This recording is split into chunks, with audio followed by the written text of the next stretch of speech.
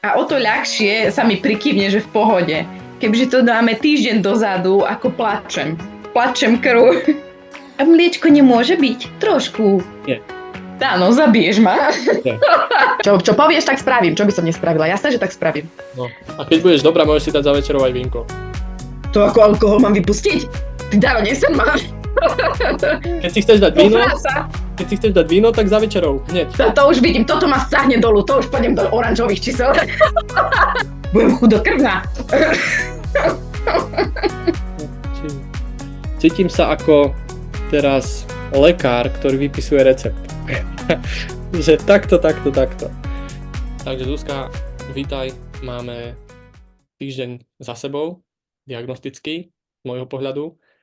A nejako si počínala, ja som to všetko zaznamenával a zaujíma ma to, ako sa ti v tom cítilo. Ako sa ti cítilo v tom, že si mi mala posielať tie fotografie, dokumentovať všetko, vypisovať tabuľky, jednoducho robiť všetko také, čo si doteraz nikdy nerobila nikomu v tvojom mnohopočetnom rodinnom zložení a kopec povinností, nových projektov a škôl a hocičoho.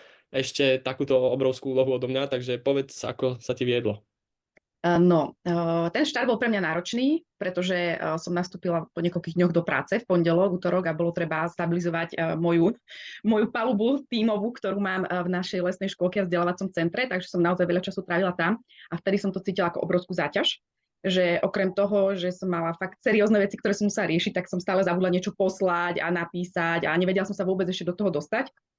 Potom sme mali spolu hovor, v ktorom si mi vyčistil žalúdok a zhoda okolností do toho okoreli deti, ja som zostala doma a už sa mi to dalo lepšie aj plniť, jedna vec. A druhá vec, potrebovala som si trošku nájsť tom sama svoj systém, takže som si vytvorila svoje Excel tabuľky, lebo milujem tabuľky, alebo teda taký priehľadnejší spôsob dokumentácie a potom mi to už išlo ľahšie, že ak som si to prispôsobila na svoje myslenie a na moje vlastne konceptové tabuľkové myslenie, tak to už bolo ľahšie, ale je pravda, že mala som s tým proces, že ti to mám posielať a že presne a všetko. Čiže myslím, že tam bolo také niečo, že som si riešila proces autoritou, to bolo prvé.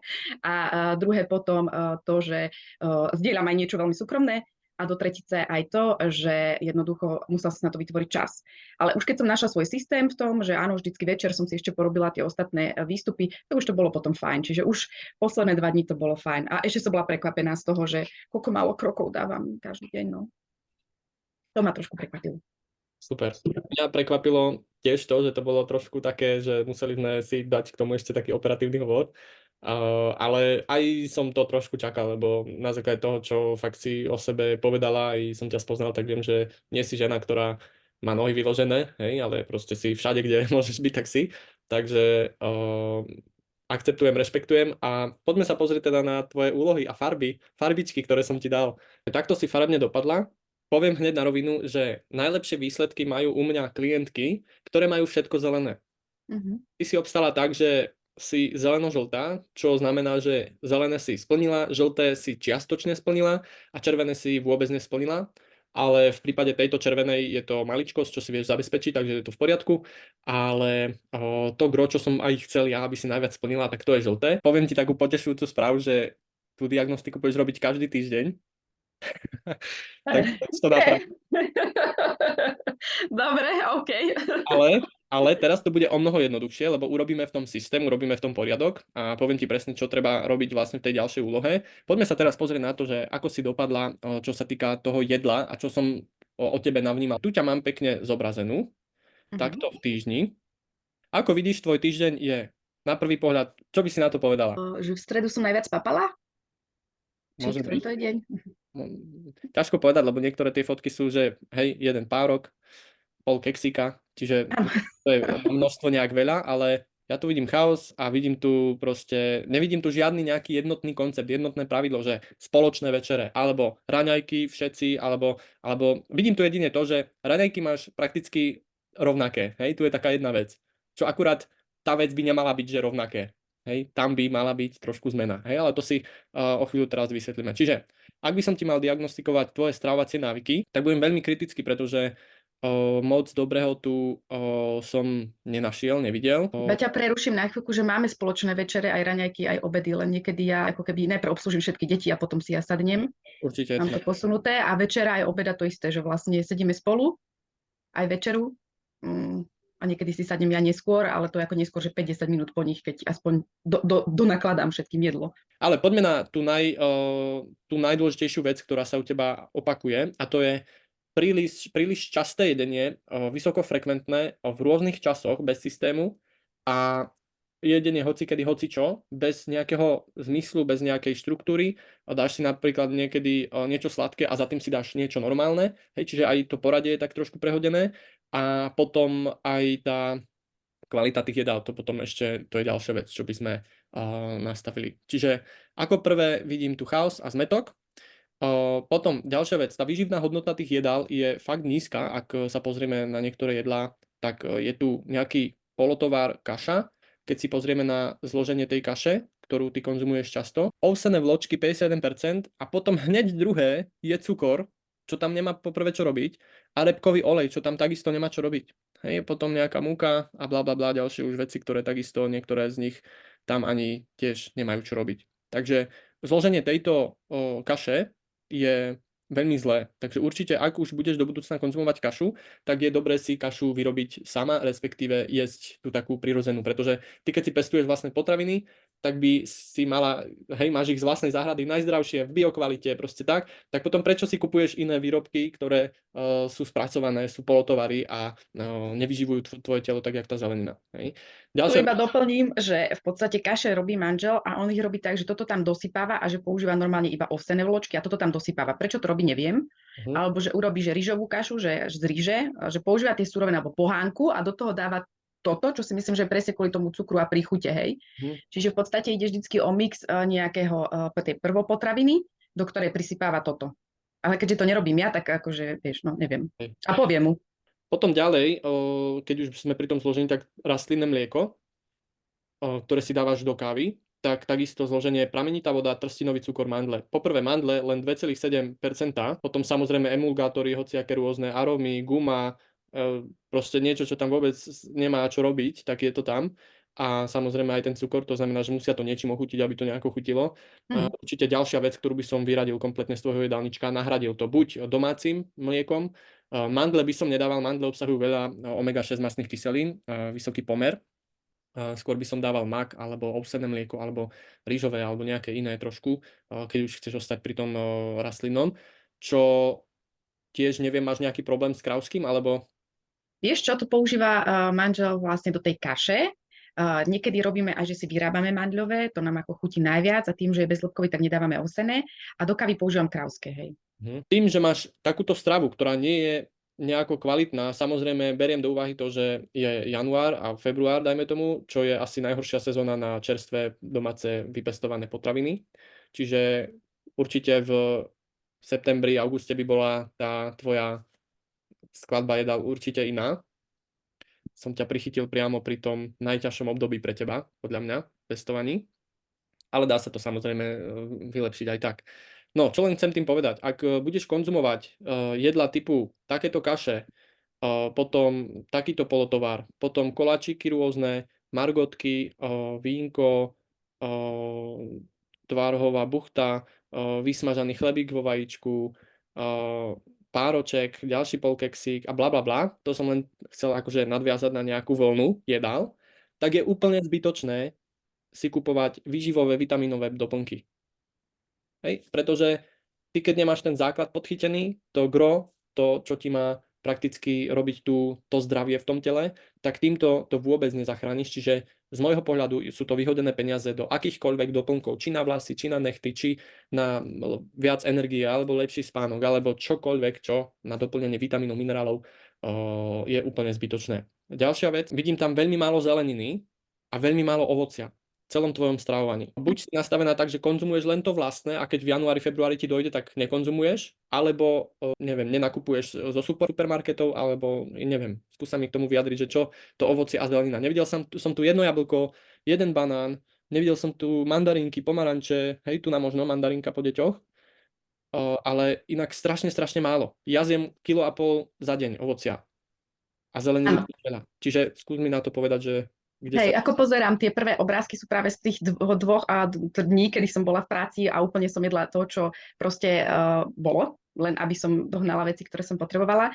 Tretí deň som mala choré deti, takže tam som tiež dosť improvizovala a ostatné dni už boli o tom, že naozaj som doma varila. Varila som vlastne z našich potravín, to znamená domáce mäso, domáca zelenina, boli tam zeleninové jedlá v podstate a nemám pocit, že by tej zeleniny bolo málo. Ja v zime nedávam ako keby studené potraviny v tom zmysle, že ovocie fresh, ktoré naozaj teraz nie je v záhrade, ma ochladzuje, nerobí mi to dobre. Môjmu systému to nerobí dobre, že ovocie vždycky na stole máme aj teraz, dokonca aj naše jablká, také pohúžvané, ale sú, ale ani nenútim deti, bere si to dieťa, ktoré práve to, má to tak, že chce jesť to jablko, sú vždy nakrájané, ja to v sebe nemám. Počas sezóny zjem veľa ovocia, najradšej, ak to mám priamo zo stromu. A čo sa týka zeleniny, mám veľmi rada varenú zeleninu a v podstate za normálnych okolností jem každý deň zeleninové jedlo, že každý deň mám zeleninu. Aj som taká prekvapená, že to vravíš, lebo viem, že som jedla hlavne zeleninové jedla už potom, keď už sa to zastabilizovalo u mňa. Takže ak zeleninu, tak áno, to treba z toho, keď bolo naše zemiaky, cibuľa, cesnák, karfil bol akurát kupovaný, proste bolo to naše. No. Tuto máš jednu reštauráciu za celý týždeň. Snažím sa práve to, že keď deti majú v škole, že viem, že majú mäso, tak doma robiť zeleninové jedlá, čiže častokrát zeleninové halušky, také, že ja neviem, robím halušky úplne, že zo zelenín, hej, z koreňovej zeleniny, treba tie plátky boli teraz hokajdové, robím vám cviklové, kaše robím zemiakovo, napríklad tekvicové a tak. Čiže snažím sa aj, aby môj týždeň a hlavne deti nejedli iba zemiaky a rýžu. Toto je dosť pre mňa ako také dôležité. A v podstate áno, teraz v tomto januári a februári je to pre mňa kríza, že vyťahujem len z pivnice, čo tam ešte je. A nemám vôbec v sebe to, že by som si dala čerstvú papriku. Moje decka teraz dojedli papriky, nemám na to ťah, skôr jem kyslú kapustu a čalamádu, takže aj v tomto týždni som mala 2-krát jedlo varené s kyslou kapustou a asi 3-krát čalamádu, že normálne neberie mi to. Rozumiem. Vlastne si tak nastavená na základe takej východnej filozofie, zohrievanie toho jedla, vlastne chladné potraviny v zeme určite akceptujem, takže v tomto prípade OK. Avšak my tie vitamíny, minerály, vlákninu musíme niekde zohnať, pretože čo sa týka tvojich jedál, tak si veľmi podvýživená z hľadiska vlákniny, určite. Čiže celozrnné obilniny, potraviny, proste celozrnného charakteru určite treba nejakým spôsobom doplniť. To potom ti pošlem aj zoznam, čo všetko by si prakticky mala do seba dostať, aké druhy vlákniny a podobne, aby sa tá aj imunita, ten črevný mikrobióm trošku rozrástol, diverzifikoval. Presne tak, ako sa ja budem musieť starať o pôdu, tak ty sa budeš musieť starať o tvoju pôdu v črevách, čo je mikrobióm. A vlastne to krásne aj spolu súvisí, aj tá naša spolupráca, že vlastne keď sa ty vybuduješ tú kvalitnú pôdu, tak vlastne z tej kvalitnej pôdy ti príde kvalitná potravina do tvojho tráviaceho traktu, kde sa takisto bude tá mikroby zložka formovať do vyššej kvality a diverzity, čo my pre tú imunitu potrebujeme. Takisto, jak aj záhrada, čím je diverzifikovanejšia, čím tam je viac rastlín, druhov a kadečoho, tak tým je stabilnejšia, tak to isté aj v črevách. Čiže na tú vlákninu sa určite zameriame. A ďalší obrovský deficit, čo som videl, sú bielkoviny. Príjmaš extrémne málo tých bielkovín, takže na to sa tiež zameriame. Diagnostika dopadla takto a z nej budú určité výstupy, ktoré si teraz zadefinujeme. Ty, keďže chceš vyformovať svoju postavu, niečo zhodiť z tuku, nahradiť to svalmi, tak potrebujeme zvýšiť pohyb a znížiť hlavne kalórie, alebo respektíve zlepšiť to stravovanie a odstrániť ten tuk z tvojho tela. A ty, keď budeš jesť vysoko frekventovane počas celého dňa, tak vždy, keď vlastne dáš do seba nejaké jedlo, tvoje telo automaticky neberie energiu z tvojich tukov, ale berie tú energiu z jedla. Keď si dáš posledné jedlo večer, napríklad o 8, jedlo to do tej 10. 11. vytrávi, a od 11. celú noc až do rána, do 9. tvoje telo ťaží energiu z glykogénu, vlastne to je zásoba cukru v našom tele, alebo z tvojich tukov. Hej? Respektíve kombinácia týchto dvoch. Čiže ty ráno, keď vstaneš, tak prežiješ len vďaka tomu, že telo išlo z energie zo zásob. To je ten princíp toho chudnutia, že vtedy, keď telo nemá jedlo, berie si z tukov. A teraz, ty keď často budeš jesť, že hneď ráno sa zobudíš, už si niečo dáš minimálne kávu s cukrom nejakým alebo s mliekom, potom si dáš niečo, potom si dáš toto, potom a keď každý niekoľkokrát denne proste niečo zobneš, aj keď len malé, tak vždy vypneš tú možnosť toho tela využiť tuk zo seba, ale vždy to telo rieši tú energiu z toho jedla. Čiže my musíme urobiť to, že z tej kvantity jedál musíme prejsť do kvality jedál a do nízkej frekvencie jedál. Čo ti aj bude vyhovovať, pretože si človek, ktorý veľa pracuje, ktorý veľa premýšľa, ktorý je kreatívny, ktorý proste veľa sa hýbe, bude proste niekde stále chodiť a tak. A 2 jedlá denne je to, čo ti navrhujem. Čiže nastavíš sa na 2 plnohodnotné, síte, výživné jedlá a dáš si presné časy, kedy tie 2 jedlá budeš konzumovať. Môžeš aj 3, ale ja z toho, čo som navnímal o tebe, viem, že lepšie asi bude ti na 2 jedlách, pretože keď aj dáš viac toho jedla na ten tanier, tak ty nebudeš vôbec hladná. To je jedna vec. A tie 2 jedlá budú pozostávať z predjedla, hlavného jedla a dezertu. Dezerty budú zdravé a dezerty si budeš ideálne sama vyrábať. Potom ti ukážeme rôzne typy a triky, ako robiť tie dezerty a tak. Ale nie je to povinné dať predjedlo a dezert. Proste keď máš chuť len na nejaké jedlo, tak si môžeš dať len jedlo, ale dôležité je, aby tam bolo dostatok bielkovín a dostatok vlákniny, aby si vydržala byť sytá fakt dlhú dobu. Čiže teraz je úloha povedať si, v akých časoch by si jedla pravidelne, systematicky, každý jeden deň, aj cez týždeň, aj cez víkend, aký čas by si dala raňajkám a aký čas večeri. Ideálne je dať to tak, aby si nemala príliš skoro tie raňajky, pretože potom nemusíš vydržať do večere, hej, aby ten priestor medzi tými 2 jedlami nebol až taký dlhý. Ja by som možno navrhoval, neviem či, ale si podnikateľka, čiže môže si to sama nadizajnovať, raňajky medzi 9 až 10 a večera medzi 17 až 18. Ak by si toto dokázala, tak bolo by to super, respektíve 11 môžu byť prvé jedlo dňa a nejakých aj 19. Hej? Alebo 11 a 17. To už povedz ty, že či si vieš jednak predstaviť 2 jedla denne a či si vieš predstaviť to mať v tých časoch, alebo aké časy by si ty navrhla. To už je vlastne tvoja teraz režia, že ako to vidíš. Toto je niečo, čo som si kedysi nevedela vôbec predstaviť, pretože som 12 rokov dojčila a počas dojčenia, že nás je strašne veľa. Nastala veľká zmena pre mňa pri 4 rokom, kedy sa to všetko zastavilo, môj životný štýl sa úplne zmenil a zistila som, že som ešte chvíľu bola na takom návyku, že papať veľa, lebo tak som žila veľa rokov a pomaly som začala z toho uberať a nakoniec som došla k tomu, že naozaj mi stačí 2-krát za deň sa najesť. Bolo to niečo pre mňa odľahčujúce presne v tej praktickosti. Takže viem si to predstaviť, skôr bude pre mňa tá disciplína, že lebo 2-krát za deň sa nájsť je pre mňa v poriadku, ale že vždycky to bude buď po obede, alebo teda malo by to byť iba večer, že budem sa musieť trošičku na to nastaviť, vieš, že vlastne ktoré to druhé jedlo by malo byť. Raňajky môžu byť v pohode, ja jedávam až neskôr, nechutím ich hneď v rána, čiže ja jedávam fakt ideálne o 9:30, o tej 10:00. Obed môžem tým pádom vypustiť a večeriam potom tak ako s deťmi, hej, čiže naozaj, že od tej 5:00, 6:00 máme tú večeru. Super, paráda. Takže dobrá skúsenosť je, že vieš už byť tak nastavená, lebo už si tak určitú dobu fungovala, čiže super. Takže nebude to tvoje telo trošku teraz v chaose, bude mať to, čo už je nejakú dobu zvyknuté. Ale tým, že zvýšime kvalitu toho jedla, aj sa to množstvo trošku zväčší a celkovo aj výživná hodnota, tak bude sa ti to ľahšie dodržiavať, pretože nebudeš mať pohnutky jesť pomedzi jedla, nebudeš mať chute, proste neprepadne ťa o 10:00 večer, bože, mám chuť na, hej, a podobne. Nastavíme si 2 časy, okolo ktorých sa budeš pohybovať. Nemusí to byť úplne presné, že o 9:30 alebo o 10:00 na minútu. Môžeš kľudne ísť hodinu hore-dole. Viac už by som nejako neodporúčal, ale niekedy sa môže stať tak OK aj 2 hodiny. Hej? Môže sa to stať, je to v poriadku.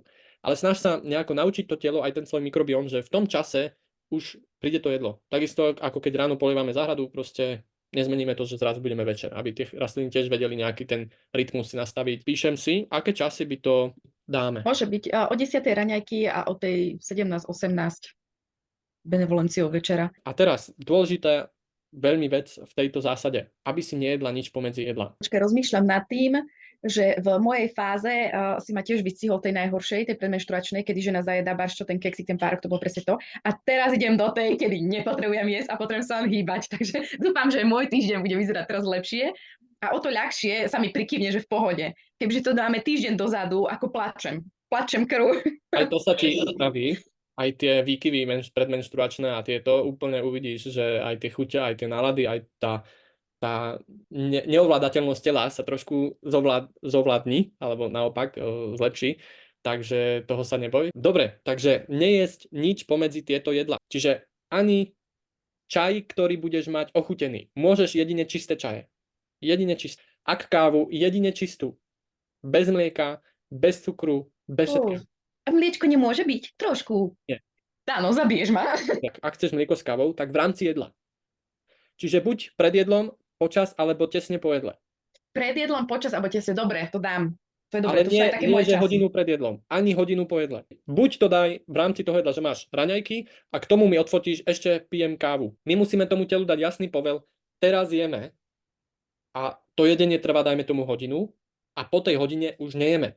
Tvoje telo už začína tráviť, rozkladá si bielkoviny na aminokyseliny, rozkladá si škroby na menšie, bla bla bla bla, už má rozrobenú robotu. Čiže to je ako keby ty si už si rozrobila sadenie, že už si porobíš dierky, neviem čo, a ja zrazu prídem a ti tam hodím hnoj. Tak, časy máme nastavené. A teraz ideme druhá úloha. Ty potrebuješ v tom jednom jedle mať minimálne 30 gramov bielkovín a 20 gramov vlákniny. Takže to ti krásne napíšem. Mhm. V každom jedle je potrebné dodržať VMBTV pravidlo. To znamená vitamíny, minerály, bielkoviny, tuky a vláknina. Toto všetko je potrebné dať do každého jedného jedla, tých 5 zložiek. S tým ti pomôžem, ak nebudeš vedieť, tým, že mi budeš stále posielať fotky, tak ja ti hneď poviem, že čo tam pridaj, čo tam vymeň, čo tam nahrať, čo zvýš a podobne. A z týchto 5 zložiek sú najdôležitejšie bielkoviny, 30 gramov a vláknina 20 gramov, aby sme si to trošku určili. Čiže dodržiavaš VMBTV pravidlo, to znamená, že týchto 5 zložiek máš v každom jednom jedle a potom VMBTV poradie, to znamená, že najskôr dáš telu týchto 5 zložiek a až potom môže prísť zdravý dezert a až potom môže prísť nezdravý dezert. Za jedlom si daj banán, alebo za jedlom si daj nejaký jogurt domáci ideálne, alebo čistý biely jogurt s medom, s horkou čokoládou, 100%, oriešky popučené s banánom, alebo množstvo zdravých dezertov. Julka ti potom pošle top 20 zdravých receptov na vianočné koláče, tak tam je toho neurekom, plus hociaké iné. Povieme, pomôžeme ti, ak nebudeš vedieť, že nebudeš vedieť, čo si máš robiť. Každopádne, ty keď raz budeš robiť zdravý dezert, tak už bude pre celú rodinu. Čiže to, čo budeš ty si robiť, tak to už bude jesť celá rodina. Nebude to nič, čo je nechutné, všetko je chutné, sladké, fajné. A potom, ak máš chuť na nejaký nezdravý dezert, tak až za tým. Týmto spôsobom ťa naučíme jesť zdravé sladkosti, týmto spôsobom sa naučíš jesť nezdravé až vtedy, keď telo dostalo najskôr to, čo potrebuje. Problém je ten, že ľudia jedia väčšinou to, na čo majú chuť a potom nejedia to, čo potrebuje telo a potom sa stávajú problémy. U mňa vyzerá vlastne tá členská sekcia takto. Takže tu je nejaká necvičiaca fáza, prípravná fáza, výkonnostná, udržiavacia. Takto mám vlastne rozdelené sekcie. A my ideme aplikovať teraz všetky návyky a zásady z necvičiacej fázy. Čiže tento týždeň ešte nebudeš cvičiť, ešte budeme riešiť návyky stravovania a životného štýlu. A v tom ďalšom týždni už sa postupne poberieme do ďalších fází. Prípravnú fázu môžeme u teba preskočiť, pretože ty už si pripravená na cvičenie, čiže pôjdeme rovno do výkonnostnej. Čiže v tomto budeme rýchlejší, ale najskôr potrebujeme urobiť tú stabilitu, ten režim, systém, aby sa ti potom to cvičenie dobre do toho napasovalo, aby si nemala v tom chaos a veľa ešte práce navyše. Čiže vytvorím ti prístupy a budeš si prezerať všetky tieto vzdelávacie videá v tejto prvej časti necvičacej fáze. Čiže v každom jednom kroku, ktorý tu vidíš, tak je hlavné video, jedno, prvé, a potom sú už len bonusové. Čiže stačí ti pozerať tie hlavné. No a chcel som ti ukázať tento plagátik a ty sa vlastne na základe toho budeš riadiť, čo sa týka tých jedál. Ideme ďalej. Ďalšie úlohy. Povedz mi ešte, samozrejme to úplne najdôležitejšie je spánok. A povedz mi ešte, že v akých časoch chodíš spať. To sme si samozrejme trošku pozreli. Tie časy vstávania sa ti dosť líšia a kedy chodíš spať, takisto 22:30, 00, hej, vtedy niečo bolo asi a tak. Čiže 22:30 vidím taký rovnaký odchod do postele. Čiže bolo by dobre tých 8 hodín tam dať tomu spánku, takže si presne vypočítaj. Keď ideš 22:30, tak nejakých 6:30 by si mala vstávať. Ak budeš vstávať 7:30, je to fajn, môže to tak byť, ale nemôžeš mať menej ako 8 hodín. Čiže daj mi teraz čas, ktorý by si chcela chodiť spávať a kedy vstávať ideálne rovnako, každý jeden deň. Opäť ten spánok nebol vôbec reprezentatívny vzhľadom na to, že sme vlastne stávali po nociach deťom. chorým. Takže ak som jeden deň stávala neskôr, tak to bolo za to, že som fakt akože nedala po tej noci. Ale štandardne to mám tak, že o 11 chodím spať, o 7 vstávam. Bolo by dobré, aby si fakt o tej 23. už spala. Nie, že sa poberala do postele. Čiže poberať sa do postele musíš fakt skôr, aby si 15 minút minimálne pred 23. hodinou už čakala so zavretými očami, kedy zaspíš. A poďme na tie kroky. Tie kroky u teba boli, že jeden deň 7, druhý deň 3, tretí deň 2000. Nemal som tú diagnostiku krokov veľmi dobrú, čiže každý večer mi prosím pošli takto odfotené hodinky, že koľko si za deň urobila krokov. Keď mi zabudneš, tak pošli mi nasledujúci deň, že včera som mala toľko, ale každý jeden deň potrebujem teraz vidieť ten krok, koľko robíš tých krokov. Nebudem ťa hneď hnať do 10 000. Tak to bude zaujímavé, lebo ja som si uvedomila, nikdy som si tie kroky nerátala, že cez víkend 7 000 v pohode, lebo proste aj s chorými deťmi. Keď sú choré deti, tak po dome to bolo horkou ťažkou 2000. A keď som v práci, no tak akože tie 4000, 5, no akože to bude ešte, no. Bola som prekvapená. Ten deň si budeš musieť teraz trošku tak naplánovať aj z hľadiska krokov a to znamená, že ráno ešte keď deti spia a ty už si hore, tak dávaj, idem do záhrady, 15-20 minút sa tam pomotám, tam vieš robiť 2000. Potom ideš do práce, v práci proste funguješ, OK, prídeš z práce, ideš do záhrady, ideš sa trošku niekde prejsť, ideš prakticky niekde niečo robiť, tak sa ti prirátajú ďalšie kroky. A ani nevieš ako, a v priebehu fakt toho týždňa môžeš schudnúť aj kilogram alebo pol kilogramu len z toho, že si len trošku sleduješ tie kroky a trošku viac sa pohybeš. Čiže tam ide len o to, aby si to mala v meritku. A keď ti poviem, že 7, tak tých 7, aby si splnila. Dôležité je, aby sme mali v priemere celý ten týždeň aspoň 7. Dobre, to je schopnejšie. Cez ten víkend to viem dorovnať. Dobre, dám ti ešte jednu takú fajnotku, moju najobľúbenejšiu, čo bude asi pre teba najnáročnejšia, keďže máš rodinu, akú máš. A to je: nekupuj si pre seba do domácnosti žiadne potraviny navyše. Potraviny navyše sú všetky keksiky, čokoládky, čipsiky, limonádky, slané, sladké, jednoducho to, čo už tvoje telo nepotrebuje. To, keď sa sama seba opýta, že čo potrebuje moje telo, tak to je presne VMBTV, vitamínová bielkoviny, tuky, vláknina, toto potrebuje. A keď kúpiš niečo, čo to neobsahuje, napríklad čokoládový jogurt, ktorý nemá ani vlákninu, ani bielkoviny, ani zdravé tuky, nemá nič, vitamíny, minerály žiadne, tak to spadá do potravín navyše, ktoré by si nemala mať doma. Ak chceš deťom urobiť zdravý dezert a kúpiť im jogurt, ktorý majú radi, tak im kúp biely jogurt, daj tam med, daj tam 100% čokoládu, daj tam oriešky, daj tam niečo, čo proste je zdravé. Už ten jogurt bude výživnejší. Z mojej strany všetko. Tak poďme sa pozrieť ešte na tie úlohy, ktoré som ti zadal. Čiže každý deň fotografovať to jedlo, každý deň odfotiť tie kroky, jesť dvakrát denne v týchto časoch. VMBTV, s týmto sa budeš trošku pasovať, 30 gramov bielkovín a 20 gramov vlákniny. To bude boj trošku, ale uvidíme, ako si s tým poradíš. Potom pozrieť vzdelávací obsah, stačí to hlavné video v tej necvičacej fáze, vytvorím ti prístupy. Spánok, aby si odsledovala, a kroky každý deň 7000 a nekupuj pre seba potraviny do domácnosti navyše. Ideálne pre všetkých, keby si nekupovala, ale tak, aby ste to zvládli, celá rodina. No tak, Zuzka, si pripravená zvládnuť tieto úlohy, ktoré som ti zadal? Áno, zároveň si uvedomujem, že mám syndrom mamy, ako mám množstvo proste matiek, to znamená, že jem až keď všetci dojedia, dojem to, čo zvýši, hej, a že mám stále to prioritné postarať sa o tie deti, postarať sa o tú rodinu a nie postarať sa úplne, že prioritne pre seba. Čiže s týmto budem asi mať najväčšiu výzvu ja sama so sebou, aby som to zvládla a nedávam si laťku tak vysoko, že to dám všetko úplne v krásnych číslach, ale že pôjdem v takom priemere, aby, ako si povedal, ty to zvládla celá rodina, nie len ja. Nemáš to najjednoduchšie, takže ja mám aj takéto hodnotenie, že budem to tolerovať, ale zase niečo, čo už by si mala dať, čo uvidíme po čase, tak už budem aj prísnejší, uvidíme, ako sa budeš vlastne počíňať. Budem sa ti snažiť pomôcť aj to, ako to zvládať, aj keď ti nemám čo radiť do výchovy detí, ale možno pozrieť na to z toho pohľadu, že ako sa dá sklbiť možno mať seba na prvom mieste a zároveň, aby deti si ich zvládala a aby to nepocítili, že budú ako keby nie na druhom mieste, ale budú ako keby rešpektovať to, že sa musíš aj o seba postarať, hej, vo väčšej miere. Takže dá sa to sklbiť, dá sa to pekne nastaviť a uvidíme, ako sa s tým popasuješ postupne. Dobre. Takže teším sa, vidíme sa o týždeň a povieme si, ako sme to zvládli. a zadáme si potom ďalšie úlohy. U mňa to funguje tak, že ako náhle klientka nesplňa tie úlohy z toho týždňa, tak nepridávam ďalšie a len opakujeme tie, čo sme nesplnili, ale v tvojom prípade už prejdeme určite na to cvičenie a aby si sa už hýbala, keď aj si hovorila, že prichádzaš do tej fázy, že už chceš cvičiť, takže teším sa na to. Dobre, tak ďakujem pekne, vidíme sa o týždeň. Jo, ahoj. Ahoj.